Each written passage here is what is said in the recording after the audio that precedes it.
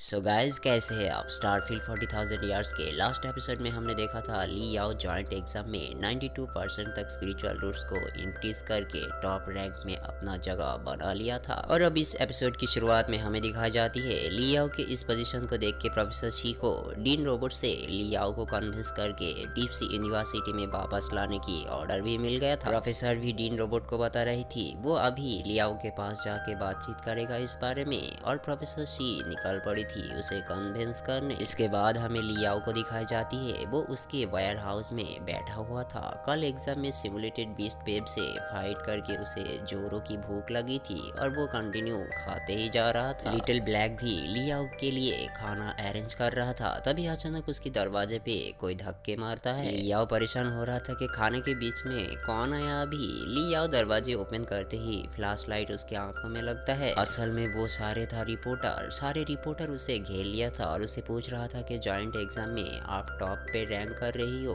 फोगो city का joint exam के इतिहास में ये एक मिराकल है। क्या आप हमारे साथ इसके बारे में अपना ओपिनियन शेयर करना चाहेंगे? एक फॉलन स्टार कैसे एक महीने में इतना कुछ किया, प्लीज थोड़ा हमसे शेयर कीजिए आपका फील को। ली याओ देखता है कि उसके वेयर हाउस के सामने जितना पब्लिक खड़ा था वो सब ली याओ के लिए ही यहाँ पे आया था। ली याओ देखता है कि प्रोफेसर सी भी ली याओ से मिलने आई हुई है। किसी को समझ में नहीं आ रहा था कि आखिर प्रोफेसर सी यहाँ किस लिए आया है। ली याओ प्रोफेसर सी को वहाँ आने का वजह पूछता है। प्रोफेसर सी उसे बताती है ली याओ प्रेसिडेंट चू उसकी गलती को समझ गई है, उनसे बहुत बड़ा गलती हो गई है कि डीप सी यूनिवर्सिटी में तुम्हें एडमिशन ना देकर, इसलिए उन्हें तुम्हें ऑफिशियली डीप सी यूनिवर्सिटी के वेपनरी डिपार्टमेंट में स्पेशली इनवाइट किया है। दूसरी तरफ नेबुला यूनिवर्सिटी के प्रोफेसर भी उसे बता रहा था कि नहीं, तुम हमारे यूनिवर्सिटी में आ जाओ। तीसरा प्रोफेसर आते ही बताता है ली याओ स्टूडेंट, तुम सब स्कूल को छोड़ के हमारे स्कूल आ जाओ, हम तुम्हें हाई अमाउंट वाले स्कॉलरशिप भी देंगे। वहाँ पे प्रेजेंट सब लोग तो ये सोच रहा था कि ली याओ आखिर कौन सा स्कूल को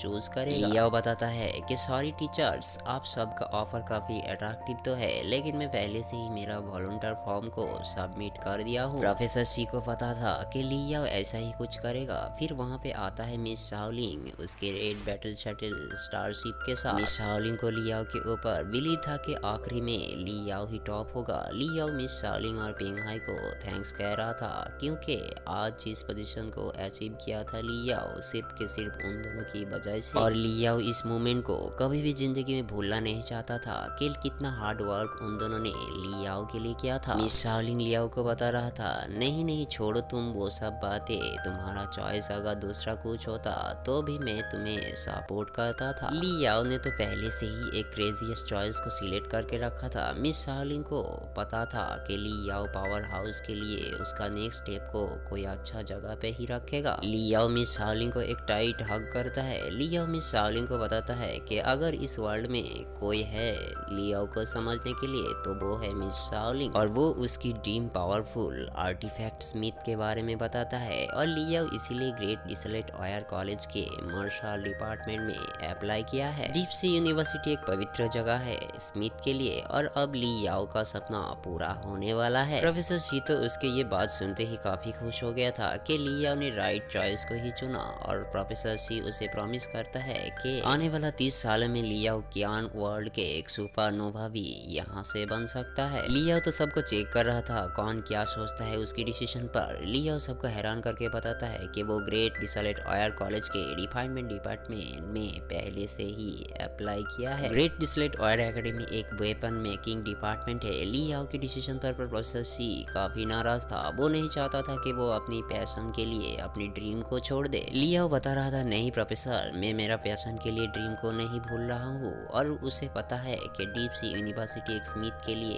एक पवित्र प्लेस है, बट फ्यूचर में ग्रेट डिसलेट ऑयल एकेडमी भी एक पवित्र प्लेस बन जाएगा। प्रोफेसर सी थोड़ा झिझकते हुए बता रहा था कि यंग मैन, आकांक्षाएं जो होती है वो महत्वाकांक्षी होती है जिसको अचीव करना कितना हार्ड होती है। ली याओ को डीप सी यूनिवर्सिटी के स्मिथिंग डिपार्टमेंट के बारे में अच्छे से पता था, और चुनौती का सामना करना कितना डिफिकल्ट होता है वो उसे पता है, और इसीलिए उसने उसका ये गोल को सेट किया है, और वो जानता है कि क्या क्या होगा। ये बात सबको एक जोक लगता होगा, बट उसके लिए ये एक नया चैलेंज था। प्रोफेसर सी उसकी ये चैलेंज को एक्सेप्ट किया था और वहाँ से निकल गया था। मिस शाओलिंग को काफी गुस्सा आया था कि ली याओ ग्रेट डिसलेट ऑयर एकेडमी में एडमिशन लेने पहले से ही प्लानिंग करके रखा था, फिर उसे बताने का जरूरत भी नहीं किया। मिस शाओलिंग ये सोच के डिप्रेशन में चला गया था कि ली याओ कौन सा कॉलेज में एडमिशन लेगा। ली याओ मिस शाओलिंग को सरप्राइज देने के लिए पहले नहीं बताया था। मिस शाओलिंग उसकी ऐसा सरप्राइज से खुश नहीं हुआ था कि ली याओ ने उसके फीलिंग्स के साथ खिलवाड़ किया था। दोस्तों इसके बाद हमें रेगिस्तान को दिखाई जाती है। ली याओ ग्रेस डिसॉल्ट ऑयर एकेडमी के लिए निकल पड़ा था। ली याओ फुगो सिटी को छोड़ के जा रहा होती है। पिछले 3 महीने में वो फुगो सिटी में क्या क्या किया, कितना अच्छे अच्छे दोस्त भी बनाया था, कितना इनक्रेडिबल जगह, कितना स्ट्रेंज पीपल को भी उसने देखा था, वही सब यादें याद कर रहा था। वो जाते जाते तो ये सोच रहा था कि लाइफ टाइम के लिए अगर वो यहाँ पे रहता था तो कितना अच्छा होता था। लेकिन यादों में खोए हुए ली याओ को याद नहीं था कि वो अभी ग्रेट डिसॉल्ट ऑयर फोर्ट्रेस में है। वो सोच रहा था कि जॉइंट ब्लेड पास से वो बस में जाएगा ग्रेट वेस्ट लैंड रिपोर्ट करने। उसे इस बात की पछतावा हो रहा था कि उसके स्पिरिचुअल रूट्स लेवल भी पूरी तरह से अभी भी रिकवर नहीं हुआ था। फिर भी वो एक नए फीलिंग्स के साथ इस ट्रिप में निकल पड़ा था। ली याओ क्लाइम करते हुए पहाड़ों के ऊपर पहुंच जाता है और पहाड़ों की चोटी से देखता है फाइनली ग्रेट डिसॉल्ट फोर्ट्रेस में वो पहुंच गया है। वो उम्मीद तो ये कर रहा था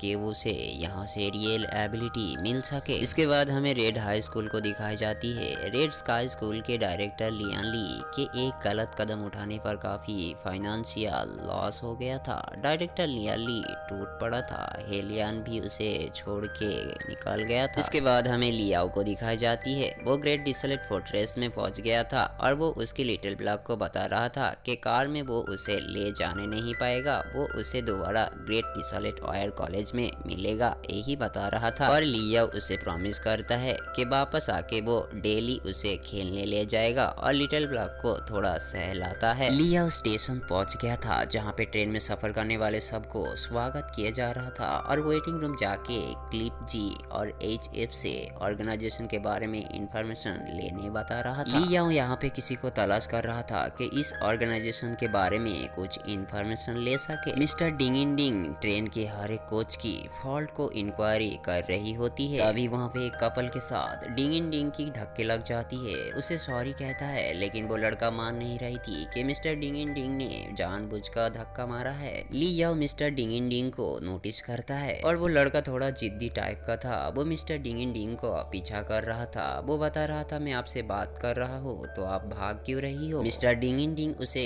इम्पल्सिव होने मना करती है क्योंकि छोटे से बात के लिए इतना हाइपर होने का जरूरत नहीं है। इस लड़के की गर्लफ्रेंड बताती है अरे छोड़ो ना, क्या तुम इतना छोटी सी बात के लिए पीछे पड़े हो। गर्लफ्रेंड के सामने अगर वो आज अपनी मर्दांगी को नहीं दिखाती तो उसका गर्लफ्रेंड उसे हमेशा कायर समझता था, इसीलिए अपनी मर्दांगी को प्रूव करने वो लड़का ये सब कर रहा था। ली याओ को मिस्टर डिंगिन डिंग से पूछ के पता चला था कि वो हिडन गॉड वैली स्मिथ के मास्टर डिंगिन डिंग है। ली याओ ने कभी भी ये एक्सपेक्ट नहीं किया था कि वो इतना इजी से उनसे मिल पाएगा। मिस्टर डिंगिन डिंग एक राइटर था और उनकी किताबों के कलेक्शन में से 4 बुक को पढ़ के ली याओ ने बहुत कुछ सीखा था और उससे काफी बेनिफिट भी हुआ था। मिस्टर डिंगिन डिंग ली याओ का हाथों को देख के समझ गया था कि ये लड़का सही बोल रहा है। जो जिद्दी लड़का छोटी सी बात को लेकर झगड़ रहा था वो असल में जियांग फैमिली के एक यंग मास्टर था। वहाँ के गार्ड उसे रोकते हुए बता रहा था ये जगह सिर्फ के सिर्फ एबिलिटी वालों के लिए ओपन है, विदाउट एबिलिटी में कोई एंटर नहीं कर सकता। मिस्टर डिंगिन डिंग को ली याओ के बिहेवियर काफी पसंद आ गया था और अच्छे काम करने के लिए बता रहा था। लेकिन यहाँ पे थोड़ा बाय मिस्टेक जियांग फैमिली की उस लड़का को लगा था कि मिस्टर डिंगिन डिंग उसे ही ये बात बोल रहा था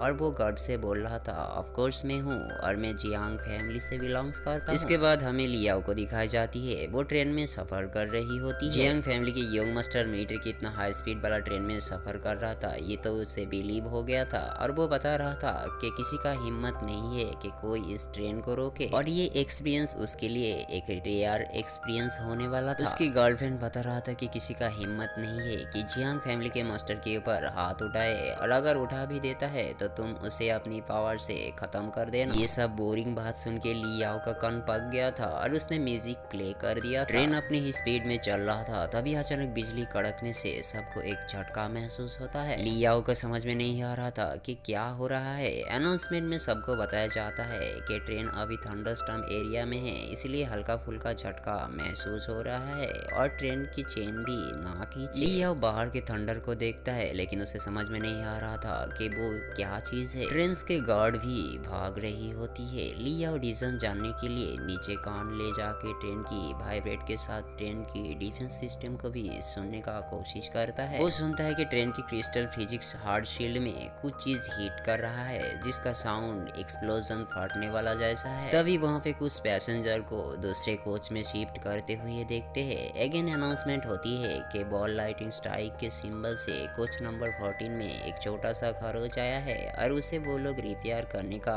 कोशिश कर रहा है। और ये भी बताता है कि अगर कोई एक्सपीरियंस वाला पैसेंजर रिपेयर करने का काम करता है तो उन्हें हेल्प करने भी बताती है। अनाउंसमेंट सुनते ही ली याओ और वो योंग मास्टर जाने वाला होता है। जाते जाते ली याओ सोचता है कि मिलिट्री फोर्स ट्रैवलर से क्यों मदद मांग रहा है, शायद सिचुएशन खराब है। झटका रुकने का नाम ही नहीं ले रहा था। ली याओ कोच नंबर 14 के लिए निकल जाता है। थंडर पावर से तभी भी अटैक होते ही जा रहा था। ली याओ मिलिट्री बेस में आ जाता है। वहाँ पे पहुंचते ही योंग मास्टर उसकी आइडेंटिटी दे रहा था कि वो नेबुला यूनिवर्सिटी का एल्केमी डिपार्टमेंट का जूनियर है और काई रिफाइनिंग स्टेज में थर्ड लेयर एबिलिटी भी है। जनरल क्वांटम डिवाइस रिपेयर करने में उसके पास ज्यादा डिफिकल्ट नहीं है। लियाओ भी अपनी आइडेंटिटी देता है कि वो एक फ्रेशमैन है रिफाइनर डिपार्टमेंट में और वो बिलोंग्स करता है ग्रेट डिसलेट फायर एकेडमी से और उसके पास कोई रैंक नहीं है। वो सिंपल मेंटेनेंस है और उसे वो रिपेयर कर सकता है। कमांडर दोनों को ले जाती है। दूसरे कोच में पहुंचते ही देखता है कि कुछ मिलिट्री तो काफी घायल भी हुआ था। ली याओ सबको देखते देखते ही जा रही थी और उसके पीछे थर्ड एबिलिटी वाला वो लड़का जो देख के ही डर गया था। कमांडर दोनों को कमांड देता है कि मैं जब डोर ओपन करूंगा तुम दोनों मेरे पीछे पीछे ही रहना। 14 नंबर कोच के दरवाजा ओपन करते ही देखते हैं कि एक बीस्ट सबको अटैक किए जा रहा था। मिलिट्री फोर्स के लिए सिचुएशन को हैंडल करना काफी मुश्किल हो रहा था। ली याओ देखता है कि बीस्ट क्रिस्टल ग्लास को ब्रेक करते ही जा रहा था। कुछ बीस्ट तो अंदर भी आ चुका था। फायरिंग करके भी रोका नहीं जा रहा था। कमांडर दोनों को बताती है कि डैमेज ठीक करने उसे उन दोनों की हेल्प चाहिए। मास्टर डिंग डैमेज को फिक्स करने में ही बिजी था और यूजलेस चीजों को हटा रहा था। कमांडर यंग मास्टर को एक मशीन गन दिया था जो ऑर्डिनरी नहीं था और ये उसके लो लेवल पे उसे डिफेंस करने हेल्प करेगा ये बता रहा था। जिस वेपन को देखते ही यंग मास्टर थर थर कांप रहा था कि ये वेपन तो नेबुला यूनिवर्सिटी के एक्सट्रीम चैलेंज में भी कभी भी यूज नहीं किया गया था और वो डर के भाग रहा था। लेकिन हिम्मत वाला ली याओ इस वेपन को हाथ में उठा लेती है और ये एपिसोड यहीं पे खत्म हो जाती है। सो गाइस मिलते हैं नेक्स्ट एपिसोड में।